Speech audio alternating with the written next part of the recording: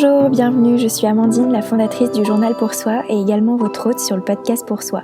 Si vous souffrez d'anxiété, de dépression ou que vous traversez un moment difficile dans votre vie, comme la perte d'un proche, un burn-out, une séparation ou une maladie, ce podcast est fait pour vous. À travers des interviews avec des professionnels du bien-être, nous allons vous donner des solutions concrètes pour faire face à ce que vous êtes en train de traverser. N'hésitez pas à soutenir ce podcast en mettant 5 étoiles et un avis sur Apple Podcast ou en le repartageant avec vos proches sur les réseaux sociaux. Merci beaucoup et bonne écoute. Bonjour à tous, je suis ravie aujourd'hui d'accueillir pour cette interview Marie-Ange Quesada-Lardin. Marie-Ange est réflexologue et à travers cette interview, elle va nous expliquer ce qu'est la réflexologie et ses bienfaits.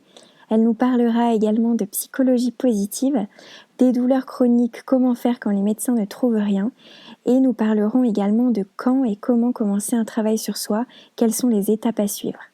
Je connais personnellement Marie-Ange depuis quelques années, elle a été l'une des personnes qui m'a le plus aidée dans mon développement personnel. Je suis persuadée que dans la vie, certaines rencontres ne se font pas par hasard, et je suis ravie aujourd'hui de pouvoir vous présenter Marie-Ange sur ce podcast. Je vous souhaite une très bonne écoute. Bonjour Marie-Ange, bienvenue sur le podcast Pour Soi. Bonjour. Alors on va passer tout de suite aux questions. Donc première question, la réflexologie, qu'est-ce que c'est exactement ? Alors la réflexologie, c'est un merveilleux outil de gestion du stress, des émotions et de la douleur.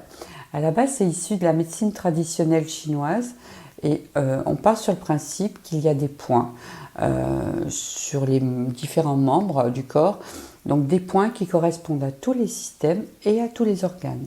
Et moi, par la pression douce justement sur ces points et sur ces zones, je vais aller ou calmer ou stimuler un organe ou un système. Et l'idée vraiment en réflexologie, c'est que le corps s'autorégule parce que lors de ces pressions-là, l'organe ou le système va prendre ce dont il a besoin. D'accord, et donc tu interviens, je crois, à 3 niveaux différents, au niveau plantaire, donc sur les pieds. Sur les pieds. Au niveau du crâne. Oui, crânio-facial. Et au niveau des mains. Au niveau des mains, ça s'appelle la réflexologie palmaire. Ok, très bien. Et ça dépend des personnes ou tu commences par les pieds et après tu te diriges... Alors oui, on commence toujours, enfin pour ma part, toujours par les pieds. Tout simplement parce que je ne fais pas une crânio-faciale tout de suite. Par définition, c'est plus près du cerveau. Donc en fait, le relâchement est très rapide, est beaucoup plus rapide. Donc quelqu'un qui va arriver, qui est émotionnellement à un niveau assez fort, si on le fait relâcher trop vite, il y a beaucoup d'émotions qui risquent de ressortir.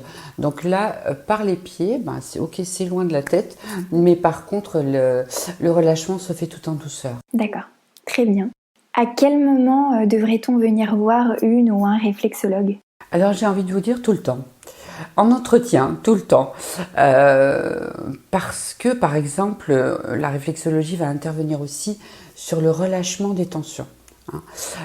Donc, il faudrait utiliser la réflexologie comme sur de l'entretien.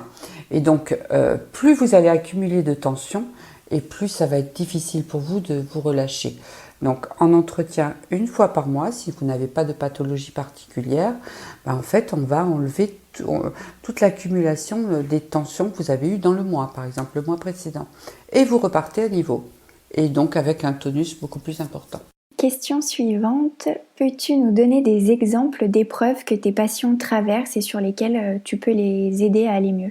Alors ils sont multiples, ça peut être effectivement à toutes les étapes de la vie où on traverse quelque chose de difficile, que ce soit deuil, que ce soit divorce ou autre, mais il y a aussi beaucoup tout ce qui est douleur chronique, tout ce qui est, ça peut être perte d'emploi aussi, ça fait partie des premières choses dont je parlais, mais tout ce qui génère des effets indésirables, j'ai envie de vous dire, sur le corps et en même temps sur le psychisme. Donc, puisque, encore une fois, je vais intervenir et sur le psychisme et sur le physique, l'idée est vraiment de relier tout ça et de rallier tout ça pour que le corps s'autorégule. Et comme on est encore une fois sur le relâchement des tensions, une fois, regardez de votre côté, une fois que vous relâchez les tensions, vous êtes à même de reprendre tout votre potentiel, qu'il soit psychique ou physique. Je sais que tu m'as déjà parlé qu'il y avait des patients qui venaient te voir parce qu'ils avaient des douleurs chroniques que les médecins n'arrivaient pas à expliquer, n'arrivaient pas à voir sur les examens, on va dire, classiques. Toi, comment tu peux intervenir par rapport à ça? Alors, il y a deux choses. À la base, quand la médecine ne trouve rien dans les examens, en général, on dit souvent que ça vient de quelque chose qui est émotionnel. Une émotion qui est enfouie et surtout qui n'est pas verbalisée. Donc qu'est-ce qu'elle fait cette émotion? Eh ben, elle va aller se mettre sur le corps. Et c'est le corps qui à ce moment-là, par justement la pression que ça va engendrer, va parler. Donc il va falloir aussi gérer ces émotions-là. Donc on est aussi en réflexologie sur une lecture des émotions, parce que souvent les organes aussi ou les systèmes correspondent à une émotion. Je fais parler le client et puis au travers de ce qu'il va me dire, ben, je vais aussi aller travailler tous les organes et tous les systèmes correspondants. Donc en fait, c'est un peu le réflexologue ou la réflexologue, c'est comme le psychologue en fait du corps. Concrètement, en fait, là, on agit plus physiquement qu'un psychologue agit plus intellectuellement, enfin mentalement. Alors, de toute façon, encore une fois, on n'est pas des psychologues, c'est clair, mais comme un petit peu comme quand vous allez chez un médecin, vous allez d'abord expliquer ce que vous avez, pourquoi vous avez ça, depuis quand, à quel moment c'est arrivé, qu'est-ce qui s'est passé, et donc, et du coup, qu'est-ce que ça a engendré comme mot, MAUX. Donc l'idée c'est de mettre des mots MOTS sur ces mots MAUX et puis moi effectivement je vais pouvoir aller travailler autant sur le côté physique que du coup le côté psychique par notamment le relâchement, le fameux relâchement des tensions. C'est pour ça qu'on dit que la réflexologie est un outil merveilleux de gestion du stress, des émotions et de la douleur. Alors, question suivante, je sais que tu es une adepte de la psychologie positive. Est-ce que tu peux nous en dire un peu plus sur ce concept et quels en sont les bénéfices? Alors, la psychologie positive, c'est le fait de reformuler, déjà elle se base sur une situation existante. La psychologie, d'une manière générale, va prendre la personne effectivement dans son ensemble, mais va partir des éléments souvent du passé, qui se sont passés et qui sont restés bloqués. La psychologie positive agit sur le moment présent, l'événement que vous vivez maintenant. Et l'idée, c'est souvent de reformuler ce qui se passe et surtout de vous aider à aller chercher vos propres ressources pour y faire face. Donc là, du coup, on revient un petit peu sur la psychologie, c'est un petit peu le même principe, mais la psychologie positive, c'est vraiment la reformulation de ce qui se passe actuellement et du coup, aussi prendre un certain recul et se rendre compte que oui, on a les ressources pour avancer et pour y arriver. Parce que la psychologie positive, est-ce que c'est basé aussi sur tout ce qui est gratitude, reconnaissance, c'est-à-dire essayer de changer de perspective et de voir les choses de façon plus positive? Donc c'est pas de refouler les émotions négatives, parce qu'il faut pas qu'on refoule nos émotions, mais c'est vraiment d'essayer de voir, de prendre du recul et de voir les choses plus positivement. Exactement. L'idée, c'est vraiment de ne pas être dans le déni de ce qui se passe, mais de se baser sur les faits. L'idée, c'est vraiment de dire, ok, il se passe tel fait. Si j'enlève les émotions qui me bloquent, qui me font peur, qui engendrent de la peur et qui font que du coup je n'arrive plus à réagir, l'idée c'est de les regarder avec un recul et d'aller effectivement chercher ses propres ressources. Qu'est-ce que je fais? Alors on parle souvent du lâcher-prise. Le lâcher-prise, qu'est-ce que c'est? Le lâcher-prise, c'est tout simplement se faire confiance et se dire que quoi qu'il arrive dans la vie, j'ai les ressources pour y arriver. Ça veut dire que oui, j'ai déjà eu des expériences de cette façon-là et je m'en suis sortie. Et si effectivement je n'arrive pas moi à trouver la solution, je vais être capable d'aller voir les gens autour de moi et leur demander de l'aide pour arriver à m'aider à trouver cette solution. Donc dans tous les cas, on arrive à faire face à cette problématique. Donc on peut se faire confiance, donc on peut lâcher prise parce qu'on sait que de toute façon, on arrivera à gérer ce qui se passe. Donc c'est ça le lâcher prise. Après aussi, il faut que les auditeurs sachent que cet état d'esprit, on ne peut pas l'avoir quand même du jour au lendemain. Non. Surtout que quand on a traversé des moments très compliqués, qu'on ne s'est pas forcément intéressé au développement personnel, il y a quand même un chemin à faire avant. Et la réflexologie, ça peut être un des chemins à prendre. Parce que déjà, si on est trop tendu, on a trop de nœuds dans notre corps, on n'arrivera jamais à un bon état d'esprit. Il faut déjà se détendre aussi physiquement, mentalement aussi, extérioriser tout ce qu'on a vécu et après arriver sur la psychologie positive et un état d'esprit plus positif. J'ai envie de te dire, il faut faire tout ça en même temps. C'est hyper important parce que la relaxation, la respiration, c'est quelque chose qu'il va falloir inclure dans nos vies. Ça va devenir un petit peu une philosophie de vie. Parce que la respiration, la sophrologie, le fait de verbaliser, comme l'outil que tu proposes par exemple, le fait d'écrire, c'est très très important, c'est quelque chose qu'on va utiliser au quotidien. Et en plus, en fait l'idée c'est que ce sont tous ces éléments-là qui vont nous apprendre et qui vont nous amener à lire des livres sur le développement personnel qui vont nous amener à chercher des solutions, donc du coup à rencontrer des gens qui eux sont souvent, parce que l'être humain est comme ça, tout le monde passe par tous ces mêmes événements, même si on a l'impression qu'on est seul au monde dans ce qui nous arrive.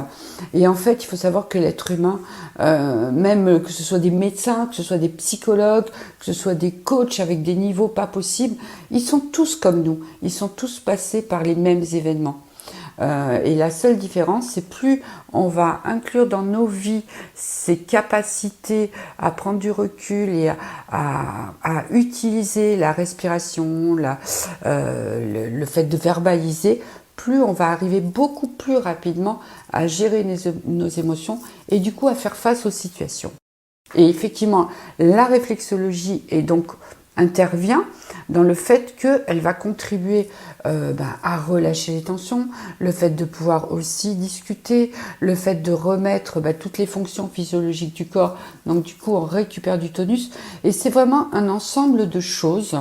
Il n'y a pas qu'un outil dans notre bien-être, il y a tout un panel d'outils, et c'est ce panel d'outils qu'il va falloir trouver et qui va évoluer en fonction de qui on est, mais qui va faire que on va pouvoir avoir la vie et puis avoir la vie qu'on veut, et en tout cas être à même de trouver les ressources pour faire face à ce qui se passe, et puis que ce soit dans le positif comme dans le négatif. Et j'ai beaucoup de personnes sur les réseaux sociaux qui m'ont demandé par quoi on commence quand on veut commencer un travail sur soi. Quelle est la première étape? Et ça, c'est vrai que c'est assez compliqué parce qu'il y a tellement de choses autour de nous dans le développement personnel, on ne sait jamais trop par quoi commencer.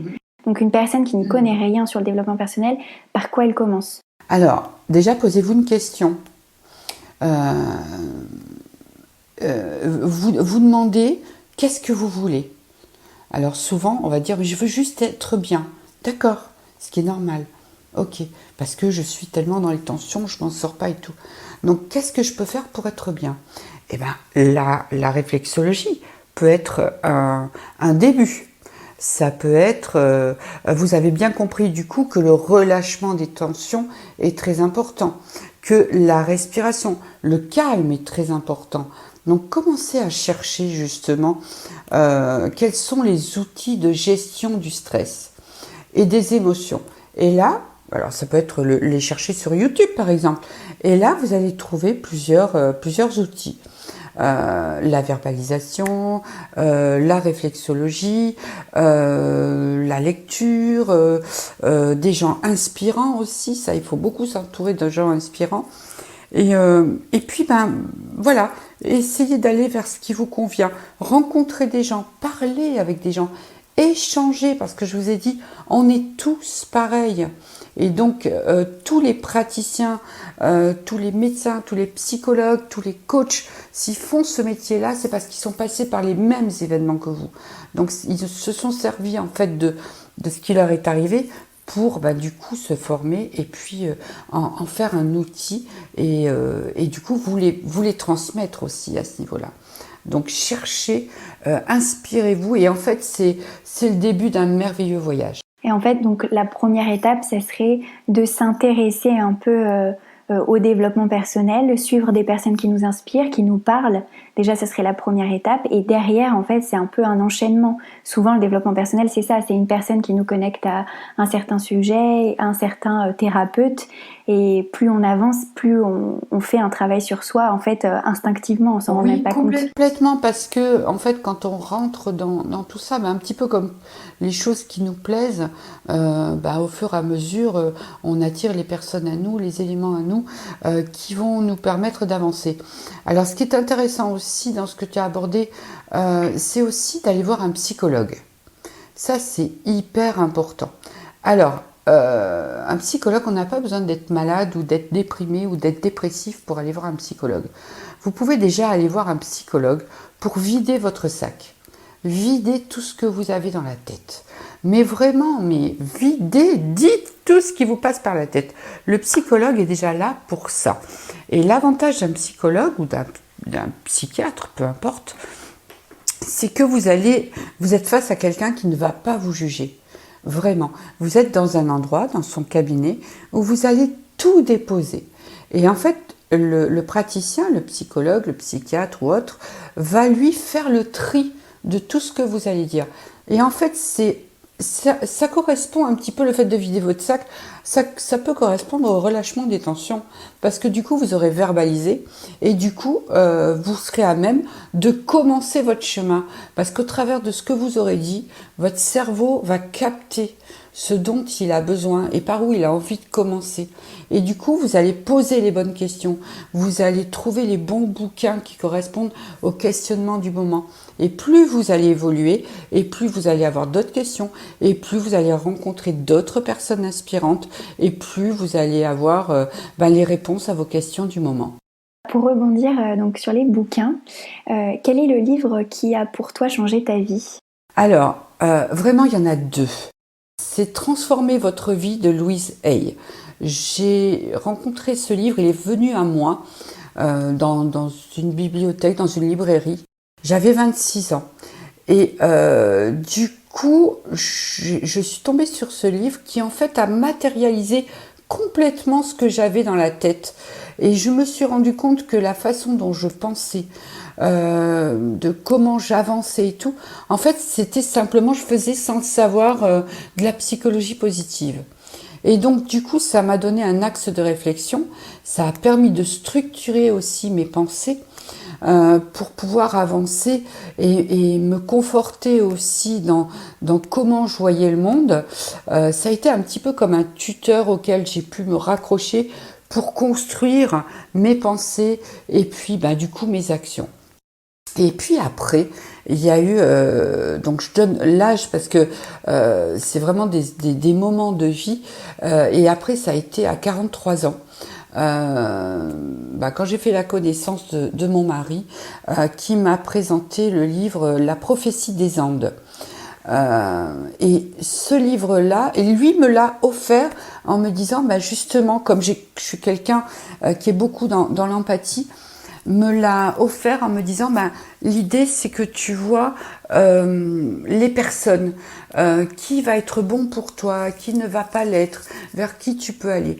Et ce livre est un cadeau en fait, qui est génial parce que sous couvert d'une histoire, on peut le lire comme une histoire, mais aussi il y a tellement de choses derrière, ça décrit vraiment tous les schémas. Et c'est très très abordable, très accessible, et du coup on comprend pas mal de choses. On comprend pourquoi par exemple quelqu'un qui a une attitude agressive avec nous, pourquoi il a cette attitude là, pourquoi ça génère tant de choses en nous, et donc du coup on peut reconnaître les choses, les événements qui nous touchent, et du coup en faire quelque chose. Et plus, encore une fois, plus on va s'approprier ces modes de fonctionnement, plus on va être capable de réagir rapidement, et donc du coup de ne pas accumuler des tensions, et du coup de ne pas accumuler des angoisses, parce qu'on va être à même de réagir beaucoup plus rapidement. Par rapport à la prophétie des Andes de James Redfield, je me rappelle, tu me l'avais offert, et tu m'avais dit quelque chose, et c'est vrai que c'est quelque chose de très important à savoir, c'est que parfois on va tomber sur un livre qui va pas nous parler, parce qu'on en a entendu parler, on s'est dit bon bah je vais le lire, ça va pas du tout nous parler. Par contre, dans 5 ans, on va retomber dessus et on va se dire ah là là, mais il me parle tellement ce livre maintenant. Oui, parce qu'on évolue. Ouais, et ça c'est important aussi que les personnes qui nous écoutent le savent, c'est que voilà, c'est pas parce qu'il y a un livre une fois qui ne vous a pas parlé, si dans 2 ans vous retombez dessus, ouvrez-le, réessayez de le lire et vous allez voir peut-être que votre façon de voir le livre, de comprendre le livre sera totalement différente. Et ça, c'est vraiment important. Et on a tous, comme tu disais, il y a un livre qui vient à toi. Alors, c'est pas de la sorcellerie, c'est juste que parfois, c'est très bête, c'est un peu le destin. Mais, je sais pas, on va aller dans une librairie, on va voir un livre et il va nous taper dans l'œil. Et c'est à ce moment-là, il faut s'écouter. Et ça, c'est très important dans le développement personnel, s'écouter. S'il vous plaît, si vous sentez que c'est un livre pour vous, allez-y et lisez-le. Même si c'est pas tout de suite, même si vous le lisez pas tout de suite, comme a dit Amandine, c'est parce qu'il doit être sur votre chemin. Mais en fait, effectivement, ce n'est absolument pas de la magie. Ce sont des neurosciences. Comment dire, en neurosciences, on part sur le principe que la pensée est une vibration.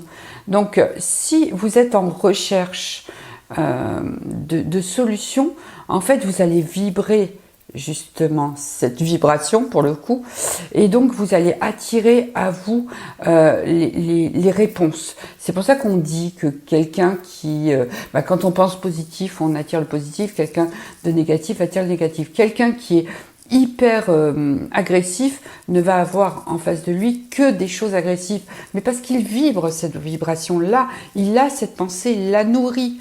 Donc là, ce qu'on vous propose avec Amandine, c'est de nourrir d'autres pensées et des pensées qui vont être constructives. Donc à partir de là, vous allez trouver les solutions et en tout cas quelques réponses et des axes de réflexion à vos réflexions justement. Et comme l'a dit si bien Amandine, donc du coup les livres peuvent arriver à vous, les personnes peuvent arriver à vous, qui vont répondre, ou vous allez des fois entendre quelque chose à la radio qui va vous faire percuter sur telle ou telle chose, et c'est très important. Mais effectivement, quelque chose qu'on a entendu, je dis n'importe quel âge, mais à 20 ans, on va être capable de le comprendre à 25 ans, mais parce qu'entre-temps on aura mûri, on aura eu une expérience de vie. Ma bibliothèque est pleine de bouquins que je vais relire et que je vois maintenant et que sur le moment quand je les ai eus, ne m'ont pas parlé. Par rapport à ce que tu viens de dire, au mécanisme, ce mécanisme se met en place, il y a quelque chose de très juste dans ce que tu as dit, c'est que aussi il faut que la personne ait envie d'aller mieux, parce que parfois il y a des personnes qui souffrent, il y a des personnes qui n'en peuvent plus, mais au fond d'elles, elles n'ont pas encore passé le cap de vouloir de l'aide. Et c'est quand on commence à demander de l'aide qu'on reçoit en fait. Il y a ça aussi. Alors oui, parce que, comment dire, ça c'est le plus difficile à admettre. En fait, quoi qu'on fasse, il faut que ça vienne de nous.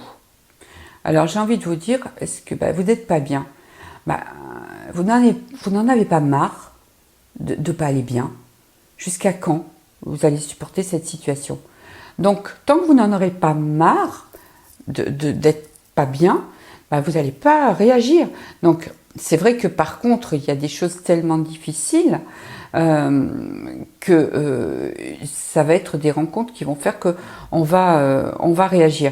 Mais dans tous les cas, il faut une volonté de sa part, un minimum de volonté de vouloir aller bien. Et ensuite, effectivement, comme tu as dit, il faut se faire aider parce que paradoxalement, à ce que je viens de dire, l'être humain ne peut pas y arriver tout seul.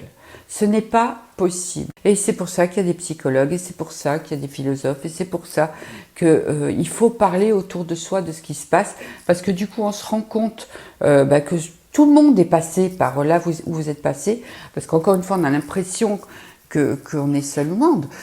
Quelqu'un qui a vécu un deuil, comment voulez-vous lui demander d'aller bien? C'est pas possible. Je me reconnais là-dedans parce que moi, quand j'ai fait le deuil de mon papa, je suis partie dans une dépression assez longue, on va dire. Et en fait, c'est vraiment à la fin où je me suis dit non mais j'en ai marre d'être comme ça. J'en ai marre, je veux aller mieux. Je veux retrouver la Amandine d'avant. Je veux de nouveau être heureuse. Et c'est le fait d'en avoir eu marre de tout ça. Je me suis dit, bon, c'est bon, maintenant je vais chercher des solutions. Alors oui, mais il y a des gens qui ne vont pas avoir cette force-là parce qu'effectivement, la douleur est trop grande. Donc dans ces cas-là, il ne faut pas qu'ils attendent. ils vont tout de suite voir leur médecin traitant qui souvent va les diriger vers un psychologue. Et quand on n'a pas la force de s'en sortir, au moins d'essayer de trouver... On a une once d'envie d'aller mieux, même dans des choses dramatiques, mais on n'a plus la force parce que la douleur est trop forte. Donc effectivement, là, il faut pas attendre. Il faut tout de suite aller voir un médecin ou un psychologue.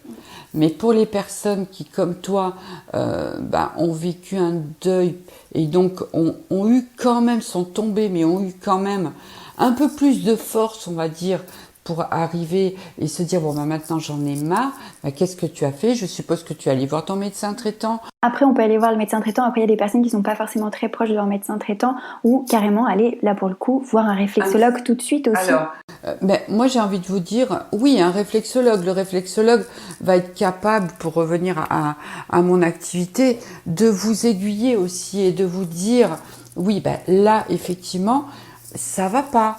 Moi, je vais pouvoir vous aider, mais vous expliquer. Moi, je vais pouvoir vous aider pour aller mieux au niveau du corps, pour aller mieux pour le relâchement des tensions. Mais là, il faut quand même aller voir votre médecin, peut-être pour vous faire aider. Et en parallèle, aussi aller voir peut-être un psychologue pour, dans un premier temps, ne serait-ce que vider votre sac. Parce qu'un psychologue a quand même des questions qui vont vous amener à réagir autrement. Et donc, en fait, encore une fois, comme on disait au départ, ça va être tout ce travail, tout ce panel d'outils, parce que ce soit le médecin, le psychologue, le réflexologue, les livres, les outils de gestion du stress et de respiration, tout ça, ce sont des outils et c'est ce panel-là qui va vous aider à aller mieux et en tout cas à vous prendre en main et à vous permettre de sortir la tête de l'eau. Mais ne restez jamais seul face à tout ça. L'être humain n'est pas fait pour rester seul et pour réagir seul. C'est absolument pas de la faiblesse. L'être humain est comme ça. Alors mon avant-dernière question, as-tu une citation qui t'a marqué dans ta vie et que tu aimerais partager avec nous? Alors oui, et elle est relativement récente justement. C'est « Imagine que tu oses et que tout se passe bien ». J'ai cherché, j'ai pas trouvé de qui elle venait. Mais je l'ai encadrée en gros dans mon bureau. Et c'est vrai qu'on n'a pas l'habitude de se dire que... On se dit plutôt oh, si j'ose mais que ça se passe mal. Et on oublie de se dire mais et si j'ose et qu'en fait ça se passe bien. Et je sais que cette phrase-là, je l'ai imprimée aussi, je l'ai mis dans mon cabinet. Et pendant que je fais de la réflexologie aux gens, ils la lisent, ils la voient de loin. Et je sais que ça a inspiré pas mal de mes clients qui ont pu, grâce à cette phrase aussi, trouver un petit peu de force. En plus de tout ce qu'ils mettent en place, en plus de tous les outils qu'ils utilisent, pour dire « Ah mais oui, c'est vrai ». Et si en fait ça se passait bien? Et je trouve cette phrase merveilleuse. Et donc dernière question, donc s'il y a des personnes qui sont intéressées pour en savoir plus ou qui souhaitent tester la réflexologie, où est-ce que l'on peut te retrouver? Alors mon cabinet est à Vienne, en Isère, à 30 minutes de Lyon. Très très joli cabinet où je vous accueille et où je vous chouchoute. Donc vous pouvez me retrouver aussi sur Facebook. J'ai une page pro, c'est simplement Marie-Ange Quesada Lardin, réflexologue. Vous pouvez aussi me retrouver sur Médoucine. C'est un site de prise de rendez-vous en ligne comme Doctolib, mais axé sur les médecines douces. Donc Médoucine, vous tapez mon nom et mon prénom, vous allez arriver sur mon profil et vous prenez rendez-vous. Eh bien, merci beaucoup Marie-Ange pour cette interview, c'était très intéressant. J'espère que ça a plu aux auditeurs. Merci beaucoup. Merci à toi Amandine et j'aimerais juste mettre en avant l'importance de verbaliser. Et donc du coup, moi aussi, de revenir sur l'outil Un journal pour soi parce que c'est aussi un merveilleux outil de gestion du stress et des émotions. Et il doit absolument faire partie du panel des outils qu'on utilise pour aller mieux. Donc merci à toi. Merci Marie-Ange.